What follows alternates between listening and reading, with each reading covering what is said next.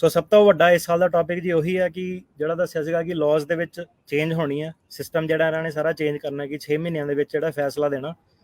ਸੋ ਪਹਿਲਾਂ ਵੀ ਆਪਾਂ ਡਿਸਕਸ਼ਨ ਕੀਤੀ ਸੀਗੀ, ਵੀਡੀਓਜ਼ ਵਗੈਰਾ ਵੀ ਆਈਆਂ ਉਹਦੀਆਂ ਕਾਫੀ ਲੋਕਾਂ ਨੇ। ਤਾਂ ਹੁਣ ਇਹ ਸੀਗਾ ਕਿ ਲੋਕੀ ਪੁੱਛਦੇ ਸੀਗੇ ਕਿ ਯਾਰ ਇਹ ਲਾਗੂ ਕਦੋਂ ਹੋਣਾ, ਮੇਰੇ ਤੇ ਲਾਗੂ ਹੋਣਾ ਕਿ ਨਹੀਂ ਹੋਣਾ।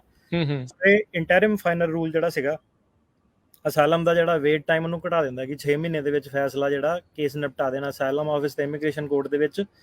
ਇਹ ਜਿਹੜਾ ਰੂਲ ਹੈਗਾ ਇਹ ਹੁਣ ਇਫੈਕਟ ਹੋਣ ਜਾ ਰਿਹਾ, ਇਮੀਗ੍ਰੇਸ਼ਨ ਨੇ ਅਨਾਉਂਸ ਕਰਤਾ।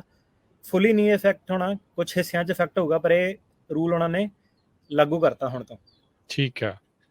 ਸੋ ਚਲੋ ਅੱਜ ਆਪਾਂ ਇਸ ਦੇ ਬਾਰੇ ਸੁਣਤੇ ਗੱਲਬਾਤ ਜਿਹੜੀ ਉਹ ਕਰਾਂਗੇ। ਜੇ ਤੁਸੀਂ ਐਕਸਪਲੇਨ ਕਰੋ ਬਰੀਫਲੀ ਕੀ ਕਹਿੰਦਾ ਹੈ ਇਹ ਰੂਲ। ਇਹ ਜੀ ਰੂਲ ਇਨ ਸ਼ਾਰਟ ਇਹਦੀਆਂ ਦੋ ਮੇਜਰ ਪ੍ਰੋਵੀਜ਼ਨਾਂ। ਪਹਿਲੀ ਤਾਂ ਇਹ ਕਿ 21 ਤੋਂ 45 ਦਿਨ ਦੇ ਵਿੱਚ ਕਹਿੰਦਾ ਜਿਹੜਾ ਅਸਾਲਮ ਆਫਿਸ ਆ ਉਹਨੇ, ਜਦੋਂ ਤੁਸੀਂ ਬਿਆਨ ਆਪਣੇ ਪਾਸ ਕਰ ਗਏ ਤਾਂ ਤੁਹਾਨੂੰ ਅਸਾਲਮ ਆਫਿਸ ਦੇ ਵਿੱਚ ਇੱਕ ਮੈਰਿਟਸ ਇੰਟਰਵਿਊ ਆਊਗੀ। ਇਹ ਨਵਾਂ ਪ੍ਰੋਸੀਜਰ ਹੈ ਇਹਨਾਂ ਦਾ ਕਿ 21 ਤੋਂ 45 ਦਿਨ ਦੇ ਵਿੱਚ ਅਸਾਲਮ ਆਫਿਸ ਨੇ ਤੁਹਾਨੂੰ ਇੰਟਰਵਿਊ ਦੇਣੀ ਆ ਤੇ ਉਹਨਾਂ ਨੇ ਤੁਹਾਡੇ ਕੇਸ ਦਾ ਫੈਸਲਾ ਪਾਸ ਜਾਂ ਫੇਲ ਕਰਨਾ। ਜੇ ਅਸਾਲਮ ਆਫਿਸ ਨੇ ਤੁਹਾਡਾ ਕੇਸ ਗ੍ਰਾਂਟ ਕਰਤਾ ਤਾਂ ਤੁਹਾਨੂੰ ਉੱਥੇ ਹੀ ਅਸਾਲਮ ਮਿਲ ਜੂਗੀ। ਜੇ ਤੁਹਾਡਾ ਉਹਨਾਂ ਨੇ ਕੇਸ ਫੇਲ ਕਰਤਾ ਤਾਂ 90 ਦਿਨ ਦੇ ਅੰਦਰ ਅੰਦਰ ਇਮੀਗ੍ਰੇਸ਼ਨ ਜੱਜ ਮੂਹਰੇ ਤੁਹਾਡਾ ਕੇਸ ਜਾਊਗਾ। ਤਾਂ ਜਿੱਦਾਂ ਨਾਰਮਲੀ ਹੁਣ ਕਈ ਸਾਲ ਲੱਗਦੇ ਸੀ, ਉਹੀ ਵਾਲਾ ਫੈਸਲਾ ਹੁਣ ਤੁਹਾਡਾ 90 ਦਿਨ ਦੇ ਵਿੱਚ ਹੋਊਗਾ। ਸੋ ਇਹ ਸਾਰਾ ਕੁਝ ਬਿਲਕੁਲ ਨਵੇਂ ਕੇਸਾਂ ਦੇ ਉੱਤੇ। ਪੁਰਾਣੇ ਜਿਹੜੇ ਚੱਲ ਰਹੇ ਆ ਉਹ ਆਪਣੀ ਉਸੇ ਰਫ਼ਤਾਰ ਦੇ ਨਾਲ ਹੀ ਉਹ ਤੋਂ ਵੀ ਸਲੋ ਹੀ ਚੱਲਣਗੇ। ਪੁਰਾਣੇ ਵਾਲੇ ਸਲੋ ਹੀ ਚੱਲੂਗੇ, ਉਸੇ ਸਪੀਡ ਨਾਲ ਚੱਲੂਗੇ। ਸਿਰਫ ਜਿਹੜੇ ਨਵੇਂ ਕੇਸ ਆ ਮਈ 31, ਲੋਕੀ ਪਹਿਲਾਂ ਤਰੀਕ ਪੁੱਛਦੇ ਸੀ ਕਿਹੜੀ ਹੈ, ਮਈ 23 ਸੀਗੀ ਪਹਿਲਾਂ, ਹੁਣ ਮਈ 31 ਕਰਤੀ। ਮਈ 31 ਤੋਂ ਬਾਅਦ ਜਿਹੜੇ ਕੇਸ ਜਿਹੜੇ ਬੰਦੇ ਇਹਨਾਂ ਦੇ ਹੱਥ ਲੱਗੂਗੇ ਉਹਨਾਂ ਤੇ ਇਹ ਜਿਹੜਾ ਨਵਾਂ ਰੂਲ ਆ ਉਹ ਲਾਗੂ ਹੋਊਗਾ ਜੀ। ਸੋ ਇਹ ਜਿਹੜਾ IFR ਆ, ਇੰਟਰਮ ਫਾਈਨਲ ਰੂਲ ਆ, ਇਹ USCIS ਨੂੰ ਕੀ ਜਿਹੜੇ ਕਹਿ ਲਓ ਵੀ ਪਾਵਰਸ ਜਿਹੜਾ ਉਹ ਦੇ ਰਿਹਾ ਆ, ਕੀ ਮਕੈਨਿਕਸ ਆ ਇਸ ਪੂਰੇ ਰੂਲ ਦੇ ਤੇ ਕਿੱਥੇ ਕਿੱਥੇ ਲਾਗੂ ਕਰੂਗੇ। ਸੋ ਸਭ ਤੋਂ ਪਹਿਲਾਂ ਤਾਂ ਜਦੋਂ ਬੰਦਾ ਬਾਰਡਰ ਟੱਪਦਾ ਅਸਾਲਮ ਆਫਿਸਰ ਦੇ ਮੂਹਰੇ ਜਾਂਦਾ ਸੀਗਾ, ਸੋ ਉਹ ਚੀਜ਼ ਸੇਮ ਹੀ ਆ, ਉਹਦੇ ਵਿੱਚ ਕੋਈ ਬਦਲਾਵ ਨਹੀਂ ਹੋਇਆ, ਉਹ ਉੱਦਾਂ ਹੀ ਚੱਲੂਗੀ। ਕ੍ਰੈਡੀਬਲ ਫੇਅਰ ਇੰਟਰਵਿਊ ਜਿਹਨੂੰ ਬਿਆਨ ਕਿਹਾ ਜਾਂਦਾ, ਉਹ ਬਿਆਨ ਉਹਨਾਂ ਨੂੰ ਦਿਓਗੇ।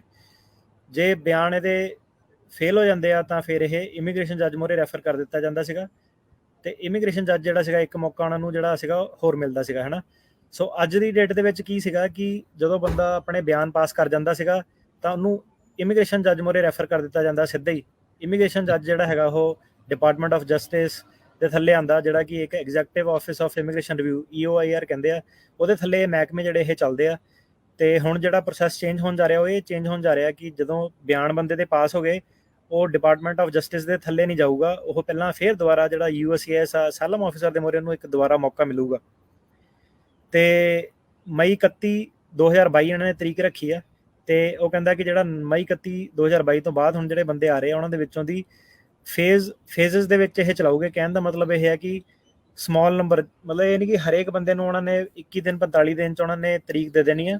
ਉਹ ਕਹਿੰਦੇ ਕਿ ਕੁਛ ਉਹਦੇ ਵਿੱਚੋਂ ਦੀ ਜਿਹੜੇ ਕੇਸਿਸ ਆ ਉਹਨਾਂ ਨੂੰ ਉਹ ਕਹਿ ਲਓ ਕਿ kind of like a pilot program ਜਿਹੜਾ ਉਹ ਸ਼ੁਰੂ ਕਰੂਗੇ ਤੇ ਉਹਨਾਂ ਨੂੰ ਇਮੀਗ੍ਰੇਸ਼ਨ ਜੱਜ ਦੀ ਬਜਾਏ ਉਹਨੂੰ ਅਸਾਲਮ ਆਫਿਸ ਦੇ ਮੂਹਰੇ ਭੇਜੂਗੇ ਤੇ 21 ਤੋਂ 45 ਦਿਨ ਦੇ ਵਿੱਚ ਫੈਸਲਾ ਹੋ ਜਾਊਗਾ।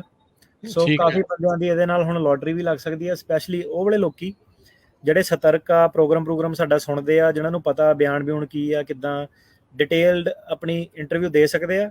ਸੋ ਜੇ ਕੋਈ ਬੰਦਾ ਪ੍ਰਿਪੇਅਰ ਹੋ ਕੇ ਆਉਂਦਾ ਤਾਂ ਬਹੁਤ ਵੱਡਾ ਚਾਂਸ ਉਹਨਾਂ ਦੇ ਕੋਲ ਕਿ ਥੱਲੇ ਹੀ ਉਹ ਜਿਹੜੇ ਅਸਾਲਮ ਆਫਿਸ ਦੇ, ਕਿਉਂਕਿ ਸਾਰਿਆਂ ਦਾ ਮਕਸਦ ਇਹੀ ਹੈ ਕਿ ਕੋਰਟਸ ਦੇ ਵਿੱਚ ਕੰਮ ਘਟੇ।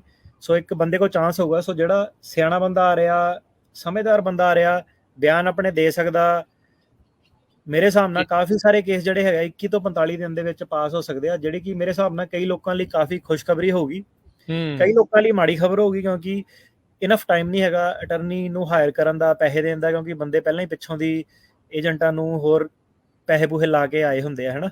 ਤੇ ਕਈ ਵਾਰੀ ਬੰਦਾ ਰੈਡੀ ਨਹੀਂ ਵੀ ਹੁੰਦਾ। ਪਰ ਇਹ ਹੈ ਕਿ ਜਿਹੜਾ ਸਮਝਦਾਰ ਬੰਦਾ ਜਿਹਨੂੰ ਫਾਈਨੈਂਸ਼ੀਅਲ ਪ੍ਰੋਬਲਮ ਨਹੀਂ ਹੈਗੀ, 21 ਤੋਂ 45 ਦਿਨ ਦੇ ਵਿੱਚ ਉਹਨੂੰ ਫੈਸਲਾ ਹੁੰਦਾ। ਸੋ ਕਈ ਲੋਕਾਂ ਦੇ ਲਈ ਇਹ ਕਾਫੀ ਵਧੀਆ ਖਬਰ ਆ। ਸੋ ਜਿੱਦਾਂ ਆਪਾਂ ਹੁਣ ਗੱਲ ਕਰ ਰਹੇ ਹਾਂ ਅੱਜ, ਸੋ ਇਹ ਆਲਰੇਡੀ ਕਾਨੂੰਨ ਚਾਲੂ ਹੋ ਗਿਆ। ਇਹ ਕਾਨੂੰਨ ਆਲਰੇਡੀ ਚਾਲੂ ਹੋ ਗਿਆ ਮਈ 31 2022। ਇਹਨਾਂ ਨੇ ਆਲਰੇਡੀ ਇਹਨਾਂ ਨੇ ਨਾਮ ਰੱਖਿਆ AMI ਅਸਾਲਮ ਮੈਰਿਟਸ ਇੰਟਰਵਿਊ। ਅਸਾਲਮ ਆਫਿਸ ਦੇ ਮੂਹਰੇ ਪਹਿਲਾਂ ਤੁਹਾਡੀ ਜੱਜ ਮੂਹਰੇ ਮੈਰਿਟਸ ਹੀਅਰਿੰਗ ਪੈਂਦੀ ਸੀ, ਜਿਹਨੂੰ ਇੰਡੀਵਿਜੂਅਲ ਹੀਅਰਿੰਗ ਕਹਿੰਦੇ ਸੀ ਲੋਕੀ, ਜਾਂ ਫਾਈਨਲ ਹੀਅਰਿੰਗ ਕਹਿੰਦੇ ਸੀਗੇ। ਸੋ ਸੇਮ ਤਰੀਕੇ ਨਾਲ ਹੁਣ ਅਸਾਲਮ ਆਫਿਸਰ ਦੇ ਮੂਹਰੇ ਇਹਨੂੰ ਅਸਾਲਮ ਮੈਰਿਟਸ ਇੰਟਰਵਿਊ, ਮੈਰਿਟਸ ਇੰਟਰਵਿਊ ਦਾ ਮਤਲਬ ਹੁੰਦਾ ਕਿ ਤੁਹਾਡੀ ਫਾਈਨਲ ਹੀਅਰਿੰਗ। ਸੋ ਅਸਾਲਮ ਆਫਿਸਰ ਦੇ ਮੂਹਰੇ ਇਹਨੂੰ ਅਸਾਲਮ ਮੈਰਿਟਸ ਇੰਟਰਵਿਊ ਕਿਹਾ ਜਾਊਗਾ, AMI। ਸੋ ਮਈ 31 2022 ਤੋਂ ਬਾਅਦ ਇਹ ਹੁਣ ਤੁਹਾਡੀ ਫਾਈਨਲ ਇੰਟਰਵਿਊ ਸਿੱਧੀ ਜਿਹੜੀ ਹੈ ਅਸਾਲਮ ਆਫਿਸਰ ਮੂਹਰੇ ਕਈ ਕੇਸਾਂ ਦੀ ਜਿਹੜੀ ਆ ਉਹ ਥੋੜੀ ਗਿਣਤੀ ਦੇ ਵਿੱਚ ਸ਼ੁਰੂ ਕਰੂਗੇ ਤੇ ਫਿਰ ਉਹ ਦੇਖੂਗੇ ਕਿ ਅੱਗੇ ਇਹ ਲਾਰਜ ਲੈਵਲ ਤੇ ਕਿੱਦਾਂ ਇਹ ਕਰ ਸਕਦੇ ਆ। ਪਹਿਲਾਂ ਇਹ ਕਹਿੰਦੇ ਆ ਕਿ ਜਿਹੜੀ ਟੈਕਸਸ ਦੀਆਂ ਇਹਨਾਂ ਨੇ 2 ਲੋਕੇਸ਼ਨਾਂ ਆਇਡੈਂਟੀਫਾਈ ਕੀਤੀਆਂ ਠੀਕ ਤੇ ਹੈ ਜਿਹੜਾ ਟੈਕਸਸ ਦੇ ਡਿਟੈਂਸ਼ਨ ਸੈਂਟਰ ਆ, ਪਹਿਲਾਂ ਇਹ ਕਹਿੰਦੇ ਕਿ ਸਭ ਤੋਂ ਪਹਿਲਾਂ ਇੱਥੇ ਇਹਨਾਂ ਨੇ ਇਹ ਪ੍ਰੋਗਰਾਮ ਜਿਹੜਾ ਸ਼ੁਰੂ ਕਰਨਾ, ਤੇ ਠੀਕ ਅਸਾਈਲਮ ਹੈ ਆਫਿਸਰ ਇੱਥੇ ਫੋਨ ਰਾਹੀਂ ਕਹਿੰਦੇ ਕਿ ਇਹ 2 ਲੋਕੇਸ਼ਨਸ ਦੇ ਉੱਤੇ ਇੰਟਰਵਿਊ ਲਓਗੇ, ਤੇ ਜੇ ਇੱਥੇ ਕੇਸ ਪਾਸ ਹੋ ਗਿਆ ਤੇ ਦੈਟਸ ਇਟ, ਉੱਥੇ ਉਹਨਾਂ ਨੂੰ ਜਿਹੜਾ ਹੈਗਾ ਅਪਰੂਵਲ ਦੇ ਕੇ ਤੇ ਗ੍ਰੀਨ ਕਾਰਡ ਵਾਲੇ ਰਾਹ ਜਿਹੜਾ ਤੋਰ ਦੋਗੇ। 3 ਤੋਂ 5 ਹਫ਼ਤੇ ਦੇ ਵਿੱਚ ਪਾਰ ਨਤਾਰਾ ਹੋ ਸਕਦਾ ਬੇਸਿਕਲੀ। ਤੁਸੀਂ ਦੇਖ ਲਓ ਕਿ ਕਈਆਂ ਨੂੰ ਘਰਦਿਆਂ ਨੂੰ ਫੋਨ ਨਹੀਂ ਜਾਂਦਾ ਮੁੰਡਿਆਂ ਦਾ ਕਿ 3 ਤੋਂ 5 ਹਫ਼ਤੇ, ਤਾਂ ਬੰਦਾ ਮੈਂ ਕਿਹਾ ਜਿਹੜਾ ਦੀ ਹੁਣ ਲੋਟਰੀ ਲੱਗੀ ਤਾਂ ਉਹ ਜਾ ਕੇ ਕਹਿ ਸਕਦੇ ਕਿ ਮੇਰਾ ਤਾਂ ਕੇਸ ਪਾਸ ਵੀ ਹੋ ਗਿਆ ਹਨਾ। ਪਾਸ ਵੀ ਹੋ ਗਿਆ ਜੀ।